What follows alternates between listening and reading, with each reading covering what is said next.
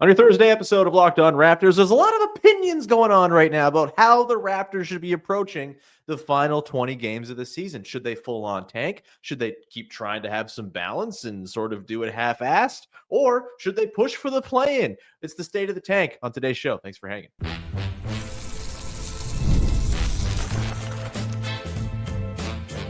You are Locked On Raptors, your daily Toronto Raptors podcast, part of the Locked On Podcast Network, your team every day.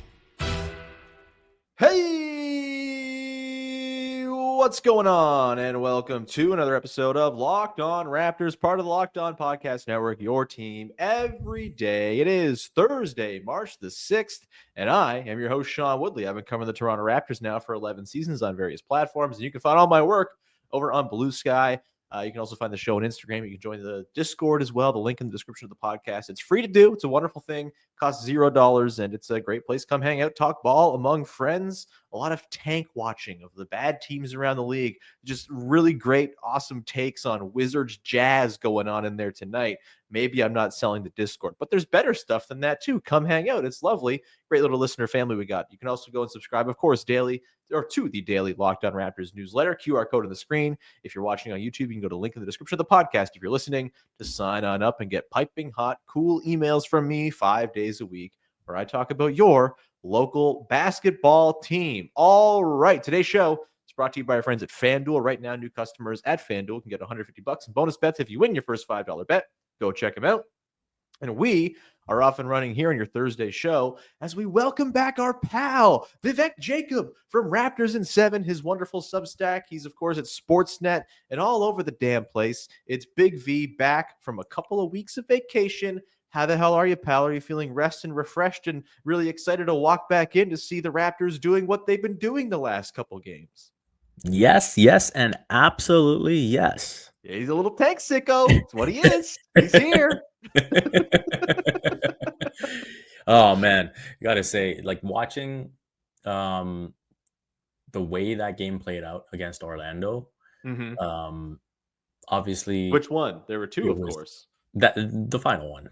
Okay, the final one. We're going with the recency bias of Jacoby knocking down that big shot, but that was we got unethical up in there, and it did not pay off. Yeah.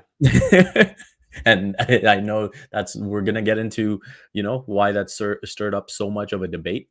But yeah, the Raptors are doing all they can. You can't control your opponent.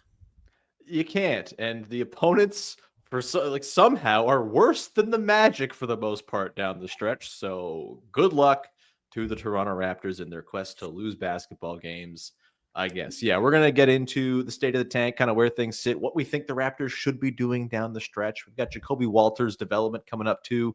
We'll get into that and just stuff we're watching down the stretch of the season. Maybe we'll look ahead at the schedule and try to devise ways in which the Raptors can lose to the Jazz and the Wizards and the Sixers and all that good stuff. But Big V, I guess let's start with just sort of the big question.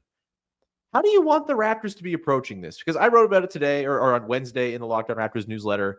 I don't think there's a right way to do it. And I think anything they do is going to cause some sort of faction of the fan base or people within the team itself to be pissed off. If Darko Rajakovic goes out and plays all of the main guys 30-plus minutes a game and sort of stunts on all these bad teams, then the front office is going to be calling him up and saying, dude, what are you doing? Stop this now. If he keeps on doing this thing that has apparently pissed off a lot of people over the last couple days, where they're kind of playing their starters, but they're not playing them in the highest leverage minutes, and they're getting run for guys, and the starters are staking them to leads that they then need to go and lose, and sometimes you can't lose them because the Orlando Magic can't score any points. Like, that feels in some ways like a half measure. I get why that might lead some to feel a little bit discontented, as it's neither competitive nor achieving the full-on all-out tank. Or if you go out and just bench everybody, then you're pissing potentially off the players. You also only have 7 available players if your core guys aren't playing right now because of injuries going on. Are you really going to play just 7 guys down the stretch in these games? That feels as embarrassing as anything that the Raptors could probably do right now. And obviously, like the people who would like to see competitive basketball are not going to really enjoy 20 games of nothing once again after last spring, where it was 20 games of nothing to close the season. So, Big V, what the hell's the right course here? What do you want to see the Raptors do? I've kind of made it clear. I think the way they've kind of found the balance these last couple of games is about as good as you can do. I have no problem with it. I think, the schedule is so light that they could just full on tank and still win more games than you want to win. How do you feel about all this? You've been sitting on it. The Raptors have gone from ethical to unethical in your time away. How are you feeling? I think in terms of the main thing, we got to just remember that the priority at this point is probably keeping the 5th best lottery odds. Well, that's not happening. It is bad news for you, man. That's not happening. I mean, you can say that, but it's absolutely possible. I think I accept that there's no catching, Washington or Charlotte or Utah. And, maybe some of the frustration right now is if you had lost these couple, you would have been right there with the Pelicans.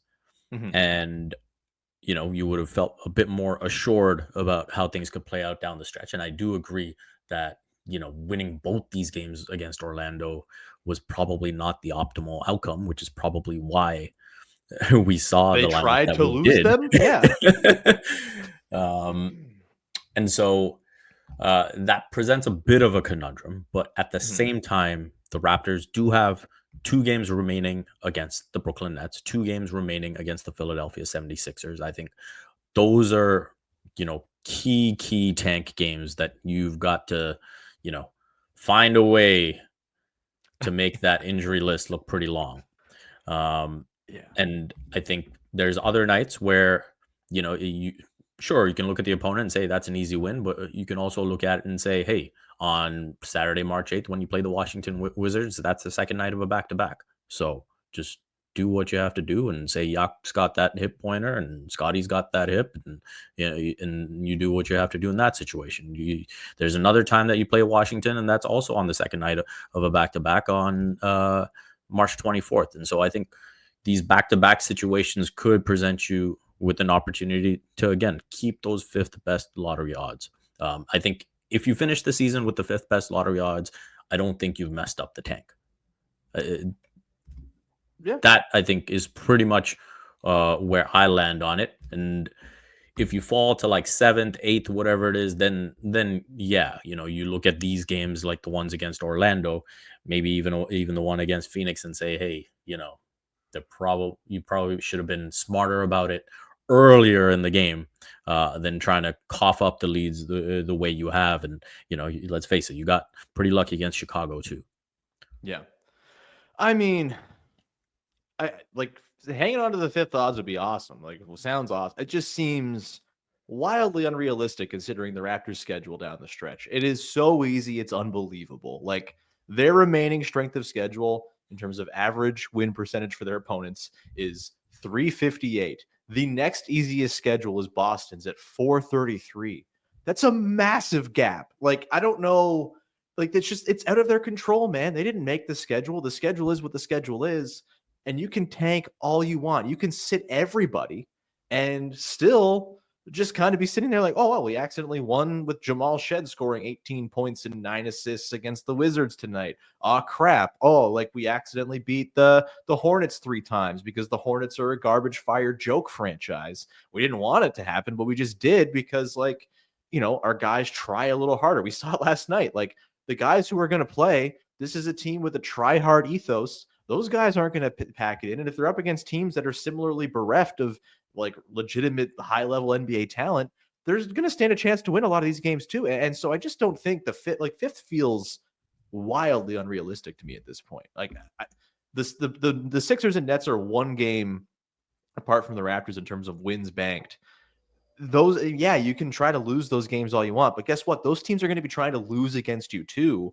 And so at some point, I just feel like a lot of this is wildly out of your control.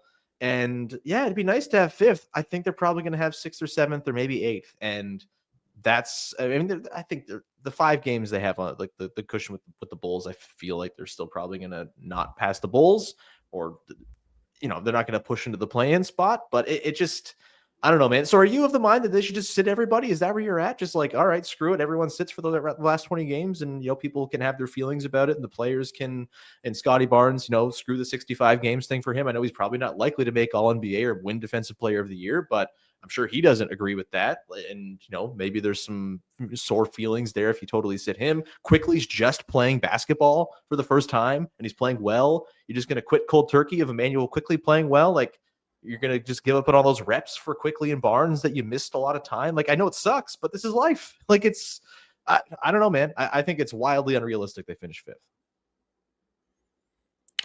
Yeah, I mean, I think it's more about the process, right? Like, I think at this point, you did not go through these 62 games to just, let it wither away in the final 20. And so I think that's what the focus has got to be. That's what the mandate has been from the beginning of the season. And so why are you suddenly shifting course? And so, yeah, it's going to look ugly to do it. But if that's what the goal was at the beginning of the season, don't lose sight of it now. There's no reason to. And so just, hang your head on doing it. And it's going to be ugly. Like I said, it's going to look unethical. And, and then, maybe praying to the lottery gods isn't the smartest thing to do because you might not get rewarded for what you've done.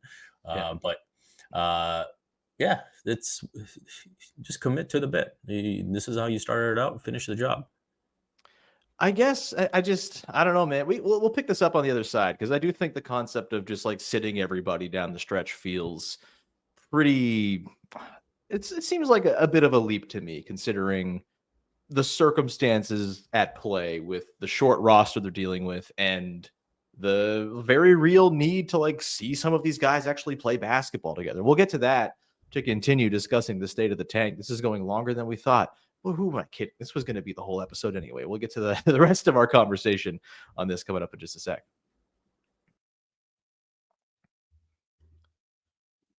Today's show is sponsored by BetterHelp. And who's in your support team? We all know that we need people to lean on, whether it's friends, family, mentors, professionals. Even the strongest leaders and athletes know that asking for help makes them better. Therapy is one of the best ways to build a strong support system. It's not just for tough times. It helps with setting boundaries, developing coping skills, and becoming the best version of yourself. And hey, maybe you're someone like me. I'm having a kid soon. I'm like kind of facing this change in my life.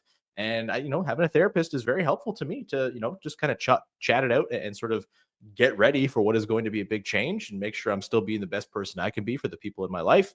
And that can be how therapy can help you as well. You can build your support system with BetterHelp. Visit BetterHelp.com/LockedOnNBA to get 10% off your first month. And when you do that as well, you can switch your therapist anytime to go and get a new therapist. If the first match isn't right, that's fantastic as well. So again, 10% off your first month if you go to BetterHelp.com/LockedOnNBA. That's BetterHelp, HELP.com/LockedOnNBA. Go check them out.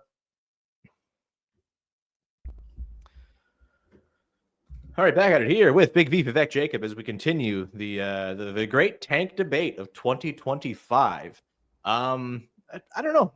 How do you reckon with the idea of just going to Scotty Barnes and Emmanuel Quickly and Jakob Poeltl and RJ Barrett and saying, "All right, guys, you're done. See ya. Like we'll see you in the spring or in the fall, and it's over now." Like, it's a tough conversation, man. And I think but I didn't say to go to that extreme either. But if you don't go to that extreme, then you're going to have this problem where like you have good players playing basketball and you're playing against all these garbage teams and you're probably just going to win the games. So like, I don't think you can, like, I think what the Raptors are doing right now, where they're just playing their guys, 25 minutes a game, maybe they scale it back to 20 or something like that and close with young guys. Like, I think that's a fine balance, but like, I got to tell you, you're still going to win a lot of games that way with the way the schedule is set up. I don't know if you're necessarily going to win a lot of games. The Raptors have not won a lot of games this season. We don't have evidence. But they haven't played these teams yet.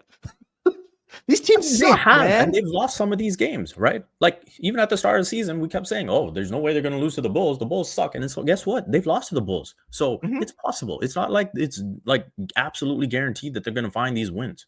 All right, and like I agree that like the formula they've used can in theory work. And I'm fine with if they do that. I just think you have to be prepared to go like 10-10 down the stretch. And that is not going to have you fifth in the lottery standings. It's just not. Yeah, no, that won't help at all. And so I think it starts with these 4 games that are coming up, right? You've got these 4 home games against Utah, Washington twice, and then Philadelphia. Um, Again, there's a back-to-back in there, so there's an opportunity to sit guys there. I think those are the situations. You've got 4 back-to-backs remaining in the calendar. I think those are the 4 for sure. You just sit those guys, and I don't think that's a very difficult conversation to have for those 4 games. Now, there might be certain nights where you might have to still again have that conversation. And so when you're looking at the remaining 20 games, if you're sitting them for about 7 or 8 of them, and then you've still got those other games where you're playing them maybe 20 minutes, and then you learn from this Orlando game and realize that you need to do things a bit earlier in the game to put yourself in a better situation to lose. Yeah, I think you can figure it out. I think, after you play these 4 home games that are coming up, playing 8 of 10 on the road is not going to be easy. Sure. And so we've seen the Raptors lose plenty on the road. So they also just accidentally won 2 games on the road. So yeah, so you can go with a great time to round it to form. Yeah, so you can go with the recency bias, or you can go with the fact that on the season they have been able to lose plenty on the road. And so I think if you can, say in that stretch of 8 of 10 on the road, if you can come out of it 2-8, 1-9, even better. Then you look at those final 6 games and you look at where the standings are, and at that point it's just about finishing the job. So, I get that you look at the 20 games as a whole and you see it as something that is just going to be very difficult to do. But I think if you break it down into segments, it's like, hey, okay, got this 4-game homestand. I think for sure you got to find a way to lose that second night of a back-to-back. And then you don't want anything more than 2-2. If you go 2-2 on the homestand, 1-3 would be great. And then you just lose on the road. And it's not like fans have to be witness to those 10 games, again, and so that makes it easier to do as well. And then those final 6 games, you just take care of business. Don't you love talking about basketball for a living? Isn't this fun? Isn't this awesome? Isn't this great? Thanks, NBA, for setting up such a fun, competitive system where, throughout the season, we're wildly entertained and very happy about the prospect of the team we watch and root for winning basketball games. It's great. I will say, are we getting like way too in the weeds over this nonsense, over what it amounts to 4 percentage points difference between 5th and 8th in the lottery, 4 percentage points difference at number 1, 16 percentage points difference at a top 4 pick. Sure. Maybe that's the thing that's keeping you going, but it's really the number 1 pick in this draft. It's like the real total game changer. I know Dylan Harper's very good too, but Cooper Flagg's the dude. And you go from a 10.5% chance to a 6% chance if you fall from 5 to 8. Like, I can't get too upset if they end up 8th, I guess is kind of where I'm coming from. I don't think it's a failure of the tank. I think it's a flattened lottery world where a lot of teams are really trying to suck, and it's going to be hard to suck as much as some of these teams are going to be able to do that on the stretch as they take their terrible rosters and deplete them even further. I don't know, man. It's going to be challenging. Like, it's quite a needle to thread, and someone is going to end up unhappy here. The all-out tank people, I think, are probably the likely ones who are going to end up unhappy, because I just think they're going to win too many games, even if they're trying not to hang in this 5th spot. And I think the people who want competitive basketball are also going to be pretty unhappy, which is why, I think what they've done lately is very much perfectly fine to make no one happy. I think it's right down the middle, baby. It's balance. It's tank equilibrium is how I've been dubbing it.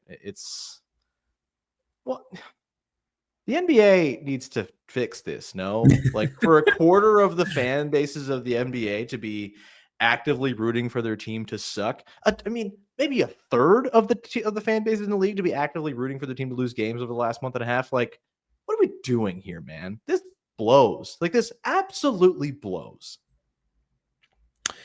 Yeah, I mean, it's an ugly side of it. It's the reality that the Raptors are faced with, that the league is faced with. That's why you see the teams that are cognizant of the second apron and all the ramifications are prioritizing having draft picks and having those rookie scale contracts, as many of them on board as possible. And that's been my primary reasoning for why this season needs to be a tank job, because the lack of flexibility that this roster is going to have with the extensions that are coming due and that have already been issued are going to make it very, very difficult to add talent to the roster. And so if you can get that top tier talent in the draft, in a very strong draft class this year, you got to find a way to do it. Well, of course, it's all out of their control, and no matter where they finish, it's wildly stacked against them that they get what they want, right? Like, and this is why I just don't love the concept of going full on lottery mode, because odds are it's not going the lottery is not friend. The lottery is not going to kiss you. The lottery is like a billionaire who does not care who you are. They're just going to ruin your life. The lottery is not here to save anybody. It exists to disappoint. And so all of this hand wringing, all of this, they should just shut everybody down talk. It is all in the service of a thing that is probably going to just slap you down and leave you depressed, which is why I just I don't know, man. This is my least favorite part of this whole thing is talking about this garbage. I feel like we talked about it in a pretty entertaining way, but I can't hide the fact that I think this all is bogus and lame in the NBA. They do all of these things to address ratings. Oh, we got to fix the All-Star game.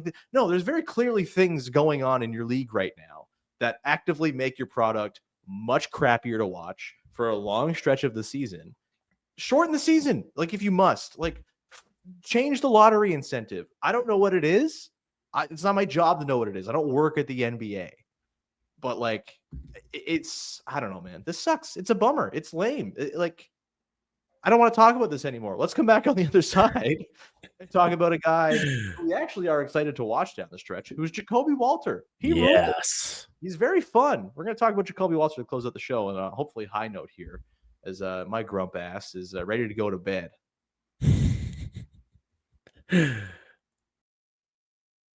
Today's show is brought to you by our friends over at FanDuel, where in the game tips off, the NBA action is just getting started, and there's no better place to get in on the action than FanDuel, America's #1 sportsbook. With FanDuel, you can place live bets throughout the games, so even if you miss the opening tip-off or want to bet on a fourth quarter comeback, you can stay in the action. And if you're looking for a bigger payout, you can even combine your live bets into a same-game parlay.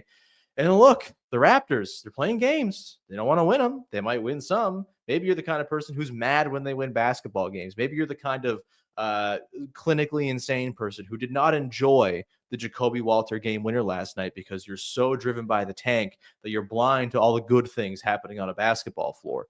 And if that's the case, maybe you throw some money down on the Raptors to win the basketball game. So even if they do the worst and win a game, you get some money out of the deal. It's the reverse happiness hedge, I guess. Right now, new customers at FanDuel can get $150 in bonus bets if your first $5 bet wins. Just visit FanDuel.com to join today. That's FanDuel.com for your shot at $150 in bonus bets. Make every moment more with FanDuel, the official sports betting partner of the NBA. All right, let's talk about some actual basketball, shall we? Jacoby Walter's cool. Jacoby Walter had a really fun game-winning shot that he seemed pretty damn stoked about, that the entire team seemed pretty damn stoked about when the Raptors won that game, which, again, is a thing here. The guys seem all right with what's going on, so just keep doing what they're doing and you have your cake, eat it too, and make everyone upset. Is my the belief of what they should do the rest of the year. But Jacoby Walter figures to be a guy who gets a lot of run down the stretch and a lot of on-ball stuff is my guess, considering who is likely to sit out some games as we go forward here.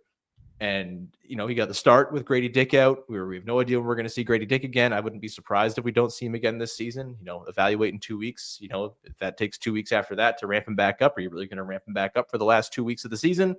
Maybe not. We might be done seeing Grady Dick play this year. Ochai Agbaji, kind of a similar deal. Who knows? I mean, we haven't even talked about the Brandon Ingram thing yet. He could still play in theory. It seems less and less likely as by the day as the tankathon standings get tighter. But when it comes to Jacoby Walter, what's got you excited? he's fun. I still don't fully know what he is or what he's going to be or what he can be, but I do know dude makes stuff happen. Dude is always near the ball. Dude makes smart plays and dude hits cool ass game winners. What are your thoughts on Jacoby Walter? What we've seen of him from late, seen from him of late, and what you're hoping to see down the stretch? Yeah, he's active. He's engaged. When he makes mistakes, they're aggressive mistakes, Yeah. which I think is a really positive sign. He has that it factor, so he's not shying away from anything, right? And we've seen him, right from the season, even when he was out, talk about just picking teammates' brains and just trying to learn the game, and you can see that hunger in him at all times. And I think that activity, that engagement level that he has is complemented by pure ability as well. I think he's got the right tools on the defensive end. I think he's sort of a probing player on the offensive end where, he's not just thinking about one aspect of offense, Mhm. right? And he does look to contribute in different ways, whether it's cutting, whether it's setting a screen, whether it's you know trying to work his way into the paint and finish himself or find a teammate. And so I think he's got tools to be a really well-rounded player. Mhm. What the ceiling is that going to be an all-star or whatever it is? I think the offensive efficiency would have to improve like a great deal. Certainly, yeah. um, uh, to think of him that way. But I think for now, you can see a guy who could be a very solid contributor on both ends of the floor, um, and can at least be a starting caliber player in this league. Yeah, I think like starter upside, like well-rounded connective starter is like he's got it written all over him. And yeah, I think what will take him to a ceiling beyond that is probably stuff that he's still got to work on plenty. You mentioned the efficiency. Yeah, like he's got to be better than a 31% three-point shooter. He's got to shoot better than 40% from the field, no doubt. Like that's got to come along. If you isolate just for like the games, like if you take like his first 7 or 8 games out just entirely when he first came back and was kind of settling in, the numbers look a little bit more favorable for sure. And I think he's kind of been this sort of steady improvement throughout the year guy, just kind of looking more comfortable by the day. But the pull-up stuff and the handle, like I do think there's something to tap in there with, right? Like 3-point shooting pull-ups, he's only 26%, not great, but like as a starting point, not bad. There are far worse guys at pull-ups on the Toronto Raptors.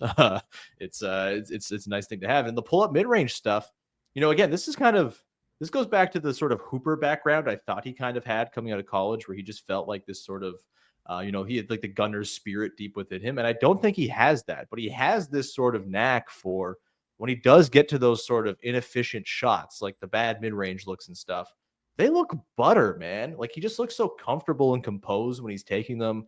I feel so confident when Jacoby Walter is stepping into an 18-foot pull-up. He's shooting 50% on his 2-point pull-ups this season. It's a pretty big deal. As a starting point, he's only taking one a game, so it's a tiny sample, but you got to start somewhere. And where he's starting is pretty encouraging there. You couple that with the defense, you couple that with just like the general smarts and the nose for the ball. Yeah, I'm really feeling Jacoby Walter, man. Is there anything you want to see him in particular kind of work on for the rest of this season? Obviously, if he's going to get more on ball reps, certainly like if he can kind of run some pick and roll and, a reason to play Jakob Pertl maybe is to have him run pick and roll with Jacoby Walter. Just if we're talking about actual player development and not playing with Orlando Robinson. I think the shooting, the catch and shoot stuff, the pull up stuff, obviously all of it's got to come along. But anything you're kind of keeping an eye on that you want to see him really hone in on as he has what we assume is going to be quite a bit of opportunity down the stretch here? Yeah, I will say I think the stuff I'll be looking for is more just things that he'll need to work on in the summer. I think Sure, yeah. right now, process stuff I'm really happy about, and that's kind of what you look for in a rookie, right? It's like, Mhm. what does the process look like? And that's, Yeah. I think, what gets most people excited about Jacoby. And so when I think of things that I would want to see him improve over the course of the summer, uh, it's probably that he doesn't have the fastest um, transfer from dribble to elevation. Sure. And so I think that's something that he could clean up and come back, and I think that'll make him uh, hopefully a more efficient player. Mhm. And I think, you mentioned some of the 2 point stuff. I think that confidence, for him to be able to pull up faster and take those shots, I think that's something that, again, can raise his ultimate ceiling as a player. And so Mhm. that's probably the big thing that I look at where, there are times where off the dribble, I feel like um, it's like he pulls up and then it's like, okay, do I have my balance? And then there's Mhm. kind of the elevation into the jump shot. And so I Mhm. think, I think the coaching staff will know a lot better than me on how to make that as smooth a transition as possible. But that's probably the one thing I'd really look at. And then, defensively, I think we've just seen. I mentioned the aggressive mistakes, which are good, and that's something that, just watching film, learning players in the league, and just gaining the experience, and not falling for pump fakes, those types of mistakes, knowing not when it's not worth reaching in. Those are the kind of things that, just from watching film and gaining experience should go away. Yeah, him and Jamal Shed need to go to like a group therapy for guys who just love to reach in summer. Just Yeah. kind of work on it, talk it all out. You get to get some stuff sorted through. Bit of a retreat where they just, no hands retreat or something like that. It sounds pretty fun.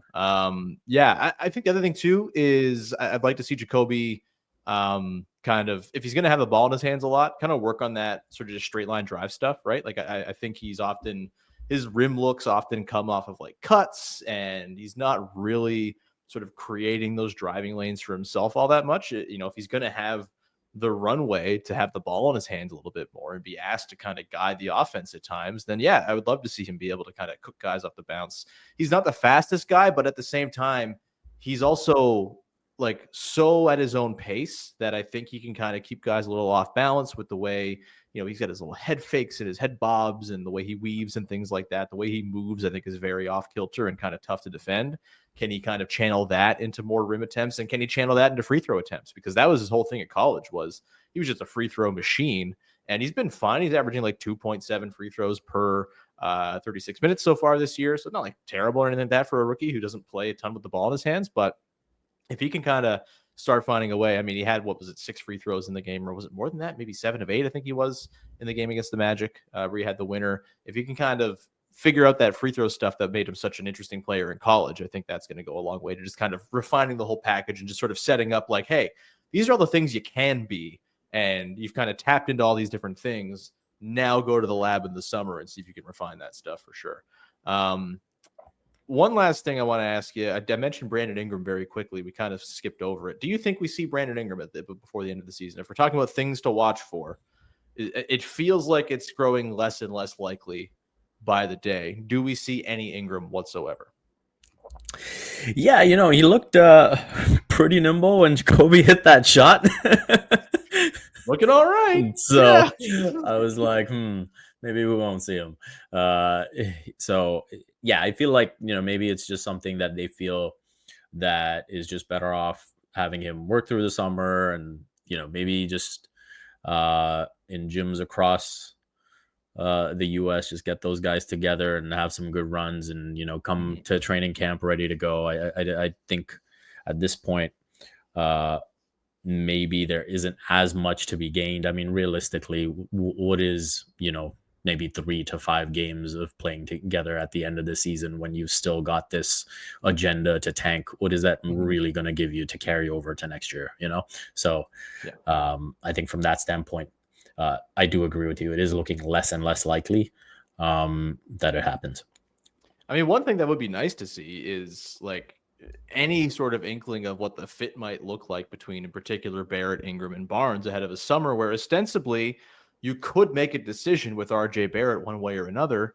Be cool to have some tape on that. But yeah, it seems like, any tape you do get will probably be a little bit tainted because you're playing against the Wizards thrice, and the Hornets and the Jazz and the Nets and the Sixers and the Bulls and the Blazers and the Tank Mavs. Yeah, and the Spurs. Like, dog, they're gonna win like 15 games down the stretch. I really need you to prepare yourself for them to be like a 35 win team by accident. And okay, end of the podcast. Heel turn. just go for it, baby. Just get 35 wins so I win the over-under on our over-unders and props bets things from the start of the year. I deserve the point because I competition, non-loser tank-ass guy. I know I was pro tank for a hot second there. At least for this part of the podcast, I'm making a heel turn. Just go win all these games. So go 17-3 down the stretch. Just do it. Just piss everybody off. Just do it. Piss everyone off except for me in particular, because I'll get a point in our dumb little game that I've never won. Yeah. And leave it there.